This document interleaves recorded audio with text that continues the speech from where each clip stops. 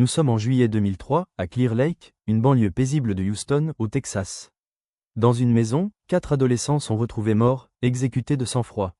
Les victimes sont identifiées. Rachel Coloruti et Tiffany Rowell, 2 jeunes de 18 ans, et 2 garçons présents ce jour-là, Marcus Presella et Adrian Butler. La scène est choquante, tous ont été tués par balle, à bout portant. Il n'y a pas de traces d'effraction. L'affaire intrigue les enquêteurs, un quadruple meurtre dans une banlieue tranquille. Qui pouvait bien vouloir la mort de ces adolescents? Au début, la police pense à un crime lié à la drogue. De la marijuana avait été trouvée dans la maison. Mais rien ne colle vraiment. Le temps passe, les indices sont rares, et l'affaire semble s'enliser. 2 ans plus tard, l'affaire connaît un tournant.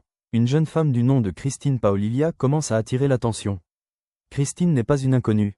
Au lycée, elle avait été proche de 2 des victimes, Rachel et Tiffany.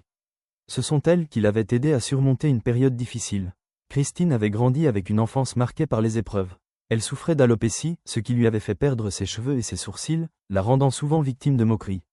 Mais Tiffany et Rachel l'avaient acceptée, l'intégrant dans leur cercle. Cependant, leur amitié s'était brisée. Christine avait pris ses distances, et ses relations avec elle s'étaient dégradées. Le 18 juillet 2003, Christine, alors âgée de 17 ans, se rend chez Tiffany avec son petit ami de l'époque, Christopher Snyder, âgé de 21 ans. Leur but, voler de la drogue et de l'argent. Mais tout bascule, une dispute éclate, les adolescents présents résistent, et Christine et Christopher ouvrent le feu. En quelques minutes, 4 vies sont brutalement arrachées. Après le massacre, Christine et son complice effacent les traces et quittent les lieux. Le crime semble parfait, pas de témoins directs, peu de preuves exploitables, et une enquête au point mort. Pendant 2 ans, Christine mène une vie apparemment normale. Elle se marie, semble vouloir tourner la page. Mais en réalité, le poids du secret la ronge. Finalement, en 2005, un proche de Christine alerte la police. L'étau se resserre. Les enquêteurs rassemblent des témoignages, recoupent les informations, et Christine finit par être arrêtée. Au procès, le choc est immense. Christine, que beaucoup voyaient comme une jeune femme fragile, apparaît comme la véritable instigatrice du massacre.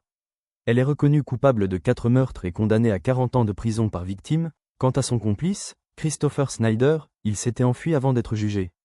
Mais en 2008, traqué par la police, il se suicide avant son arrestation. L'affaire a été surnommée « The Perfect Murder ». Pendant un temps, Christine Paolilia et son complice ont cru avoir commis le crime parfait. 4 vies volées, sans que personne ne puisse les relier à la scène. Mais les secrets finissent toujours par refaire surface.